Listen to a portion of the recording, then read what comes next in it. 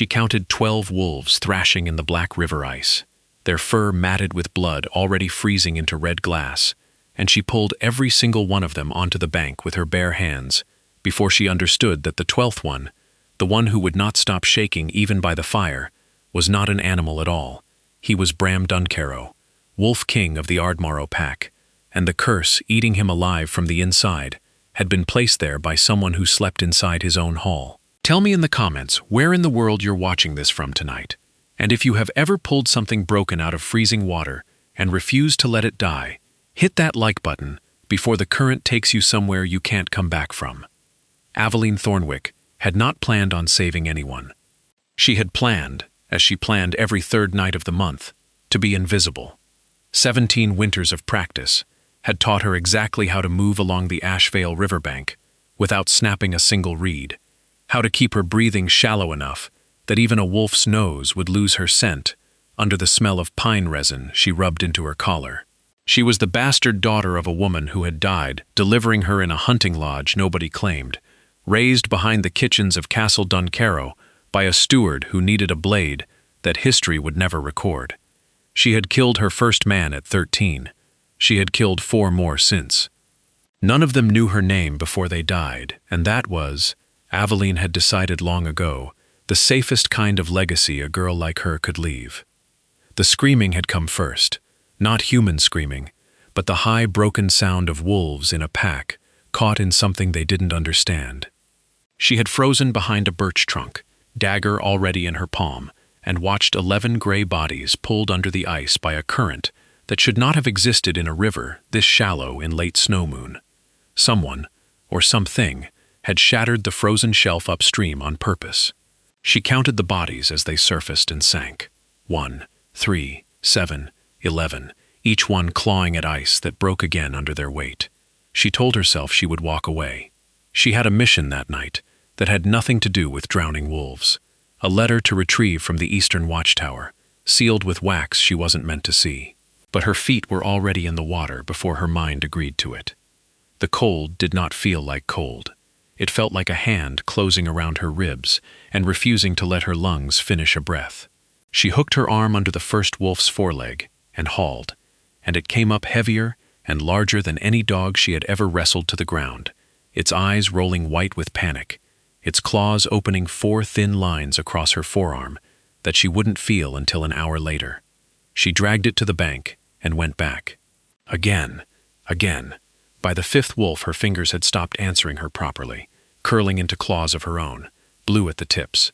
By the 9th, she was no longer swimming so much as falling forward through black water and hauling herself back by memory of where the bank had been. The 11th wolf bit her, not out of malice, but out of pure animal terror, its teeth catching the meat of her shoulder before it registered she wasn't the thing trying to kill it. By then, the fire she'd left burning on the bank had burned low, and every one of the wolves she'd already pulled out lay in a loose, shivering half-circle around the flames, too exhausted even to flee her, their sides heaving in ragged unison. She counted them without meaning to, an old habit from counting marks, counting exits, counting every small thing that might save her life later, and the number came to 11, which should have been the whole story. 11 was a hunting party's worth. 11 was more than any one girl had a right to drag out of black water with her own 2 hands, and every part of her body agreed with that arithmetic, screaming it at her in the language of cramping muscle and a heartbeat gone thin and erratic in her ears. The 12th wolf was the one still under the ice when she thought she was finished. She almost didn't go back in. Her body had nothing left to give.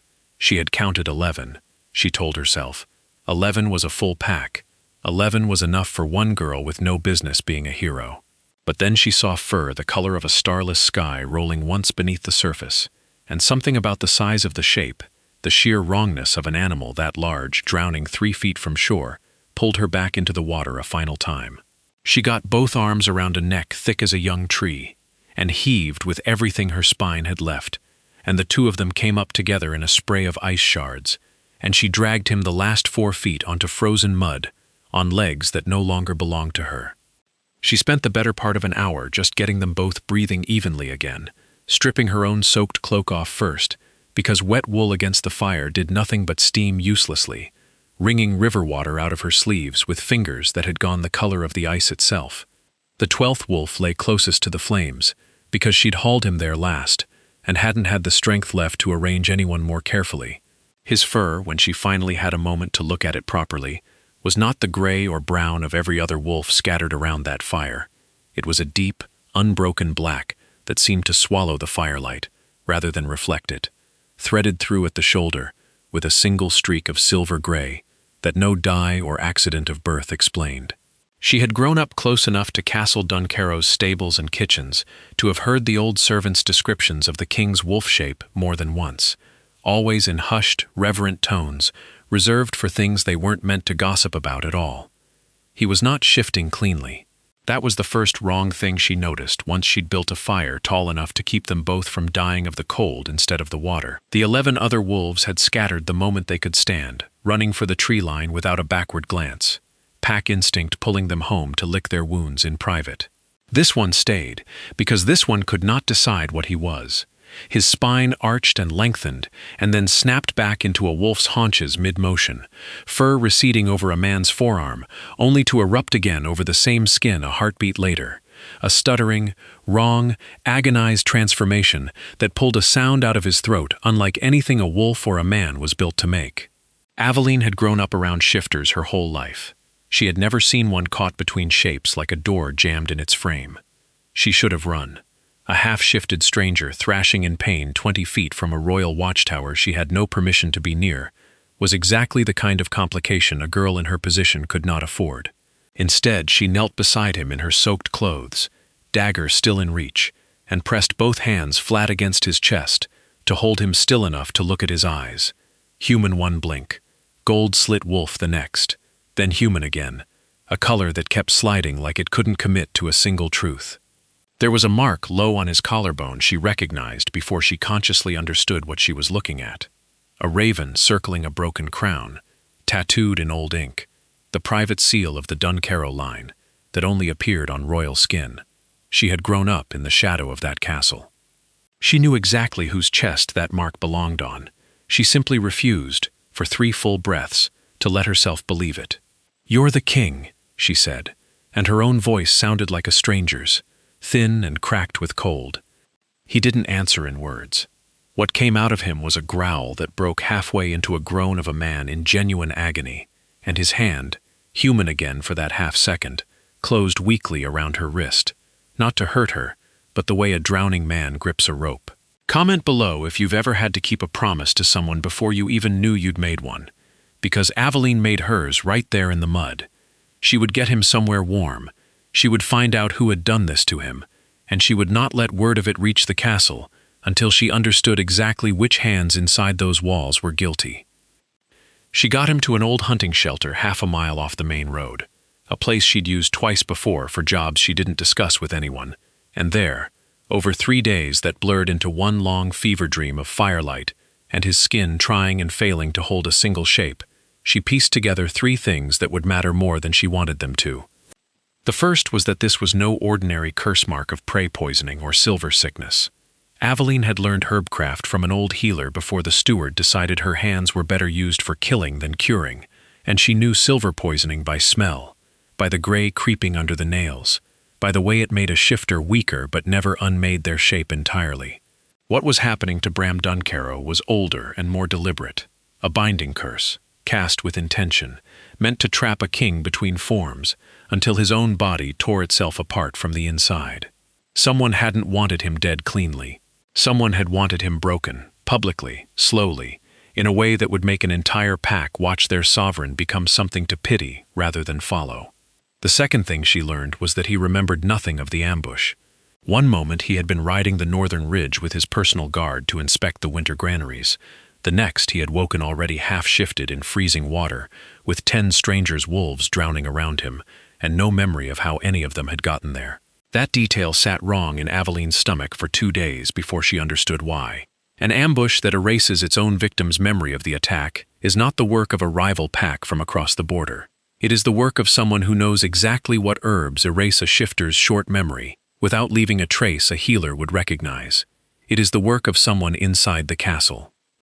The third thing she learned was that despite 3 days of watching him shudder and snarl and apologize through gritted teeth for a body he couldn't control, despite carrying him bodily to the fire twice when his legs gave out mid-shift, he never once looked at her the way men in the castle had learned to look at a bastard girl with a knife under her sleeve.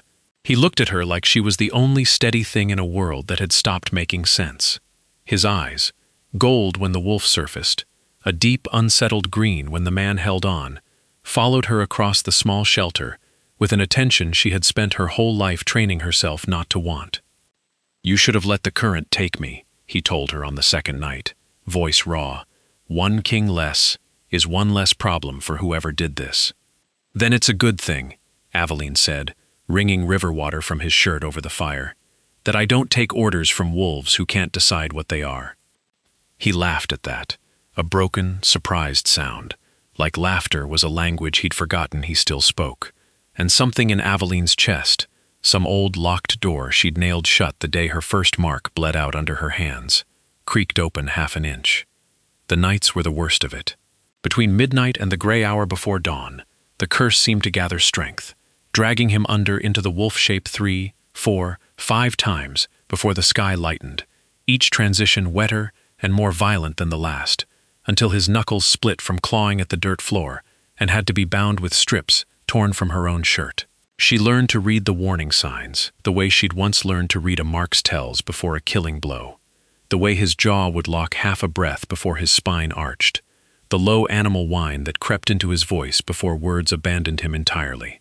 On the second such night, she simply stopped pretending she could sleep through it and sat with his head in her lap instead, one hand pressed flat against his sternum, murmuring nothing in particular, old lullabies half-remembered from a mother she'd never actually heard sing them, numbers counted backward, anything that gave the panic in his eyes somewhere steady to land.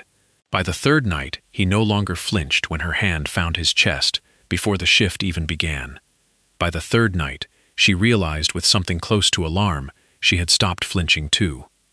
She kept him alive 3 more days on broth, willow bark, and a paste of yarrow and moonflower root that dulled the worst of the shifting spasms without stopping them entirely, because stopping them entirely, she suspected, would require finding whoever had cast the curse and forcing them to unmake it. On the 4th morning, his fever broke long enough for him to hold a full human shape for nearly an hour, and in that hour, sitting close enough to the fire that she could finally feel her own fingers again, he told her who he suspected. Not his steward, Ossian, though the man had motive enough, decades of quiet resentment at serving a family whose crown he believed his own bloodline had a stronger claim to. Not Lord Garrick, his cousin and rival, though Garrick's mockery of Bram's soft rule over the border packs had grown sharper every season, and everyone in the hall had heard him say, more than once and always with that particular curled smile, that a king who couldn't hold his own shape had no business holding a throne. Bram suspected, instead, someone smaller, a young guardsman named Fenn, who had been assigned to his personal escort only 2 moons prior, on Ossian's recommendation, and who had gone conveniently missing from the ridge the night of the ambush, and had not yet been found by any of the search parties combing the northern hills. Aveline said nothing about the 4th name that had already lodged itself in her own mind, because she had spent her whole childhood memorizing which of the castle's shadows moved wrong, and Ossian's had always moved wrong. 3 days later, with Bram able to walk on his own legs for an hour at a stretch, before the curse dragged him back under, Aveline made the decision that would end whatever fragile peace the hunting shelter had let them build. She would return to the castle alone, under her old cover as a kitchen girl, nobody looked at twice, and she would find proof. What she found instead, tucked inside a hollow stone in Ossian's private study, behind a shelf of ledgers no one but the steward was permitted to touch, was a sealed letter in Ossian's own hand, addressed to Lord Garrick, describing in careful, damning detail a binding curse purchased from a hedge witch beyond the eastern border, timed to strike the king on the northern ridge where his personal guard, a guard Ossian himself had staffed, could be relied upon to look the other way. Fenn's name was in that letter too, not as a suspect but as a hired hand, paid in silver to vanish the night of the attack, rather than face questions he couldn't survive answering. She should have left immediately. Instead, she made one more mistake, the kind her years of training should have made impossible. She lingered a moment too long, rereading the line about Garrick's promised reward. Regent's authority, the moment the curse finished its work, and the pack, disgusted by a broken king, turned to someone whole to lead them. And Ossian's hand closed around her wrist from behind before she heard him enter the room at all. She had been so careful. She had timed her entry into the study to the half-hour Ossian reliably spent at evening prayers in the Eastern Chapel, had memorized the creak of the third floorboard from 15 years of sweeping that exact corridor and stepped clean over it, had even left the hollow stone's seal cracked at precisely the same angle she'd found it, so no careful eye would notice it had been disturbed. It was the reading itself that undid her. 3 lines in, then 5, then the whole damning shape of the thing assembling itself in her mind faster than her hands could think, to close the letter and leave. And by the time her body remembered it was supposed to be moving, Ossian's shadow had already fallen across the study door. "The bastard girl who cleans ash from my hearth," Ossian said, in the same mild voice he'd used to give her chores for 15 years. "Reading letters she cannot possibly understand." "I understand every word," Aveline said, and drove her elbow back into his ribs hard enough to buy herself 3 seconds, which was exactly as long as she needed to get her dagger free. The fight that followed was short, ugly, and nearly cost her the letter. Ossian fought like a man who had spent decades pretending to be harmless and had grown genuinely dangerous underneath that pretense. And it was only the small raven and crown pendant she wore on a cord under her collar, a piece of her dead mother's jewelry she had never once taken off, that saved her. It caught Ossian's blade at her throat and turned it, the old silver denting rather than her skin splitting. He came at her twice more before she got the bell cord around his wrists, once with the letter opener snatched from his own desk, once with nothing but the raw weight of his body, meant to pin her against the shelves, long enough to shout for the guard. 15 years of watching him move through that castle as a quiet, unremarkable man had taught her nothing about how he actually fought, and it cost her. A shallow cut opened along her jaw when she twisted away from the letter opener a half-second too slow, and her shoulder, already torn once by the 11th wolf's panic, screamed when he drove her into the shelf edge hard enough to crack 2 ledgers to the floor. But 15 years of her own training had taught her exactly where a man's weight failed him, and when his knee buckled from the second elbow strike she put into the same rib, she rode him down to the floorboards and had the bell cord double wound around his wrists before he found the breath to call for anyone at all. She left him bleeding and bound with his own bell cord, letter in hand, and ran. If you've ever had to carry proof of someone's guilt through a castle full of people who would rather believe the comfortable lie, tell me below, because Aveline ran that gauntlet with Ossian's letter pressed flat against her ribs under a stolen guard's cloak, past torches and patrols, and one heart-stopping moment where Lord Garrick himself passed within arm's reach of her in a corridor, still wearing that curled smile, still believing his crown was 3 days away. She reached the hunting shelter by dawn to find Bram worse than she'd left him, the curse accelerating now that its architect sensed his web unraveling. Bram's shifts coming faster and lasting longer, his human moments shrinking to minutes at a time. When she pressed the pendant into his hand, told him what it had deflected and whose seal sat beside Garrick's name in Ossian's letter, something in his half-wolf eyes sharpened into a clarity the curse hadn't touched yet. "There's a way to end this cleanly," he said, voice rough, with the wolf still receding from his throat. "A binding curse cast against a king can be broken publicly, before the pack, if the caster is named and the challenge is answered in the old way. Combat, before witnesses. Ossian will deny the letter as forgery the moment he's free, but Garrick won't be able to resist a ritual duel. His pride has never survived a challenge he thought he could win in front of an audience. And if you can't hold your shape long enough to fight him," Bram's smile, cracked and exhausted, was the first genuinely certain thing she'd seen on his face in 6 days. "Then I imagine you'll have to finish it for me." The ritual duel was called for the following dusk, in the stone arena beneath Castle Duncarrow, where every challenge of succession had been settled for 300 years, and Aveline stood at the edge of the packed circle of onlookers, in a borrowed guard's cloak, with Ossian's letter, already read aloud by the castle's oldest elder, Maeve, the healer who had recognized Aveline's yarrow and moonflower paste on Bram's skin the moment he stumbled into the hall, and had quietly vouched for every word of the girl's account before the whole assembled pack. Ossian, bound and gagged before the elders, could deny nothing with his own seal pressed into the wax. Garrick, cornered by his own conspirator's confession and unwilling to let a bastard girl's testimony be the last word spoken about his ambition, did exactly what Bram had predicted. He demanded the old rite of combat to clear his name, certain a king barely able to hold his shape for an hour would fall in minutes. Bram fell twice in the first exchange, his spine seizing mid-turn exactly as it had every day for a week, and the crowd's breath caught as one body each time he hit the stone. Aveline's hand went to her own dagger both times, every instinct in her 15 years of training screaming to close the distance and end it herself. Consequences be damned. But both times Bram forced himself back onto 4 unsteady paws, then 2 unsteady legs, blood and fur and human skin flickering across his frame like a candle refusing to go out. And both times, Garrick's confident opening strike met nothing but empty air, where a fully committed body should have been. The crowd around the stone circle had gone utterly silent by the third exchange.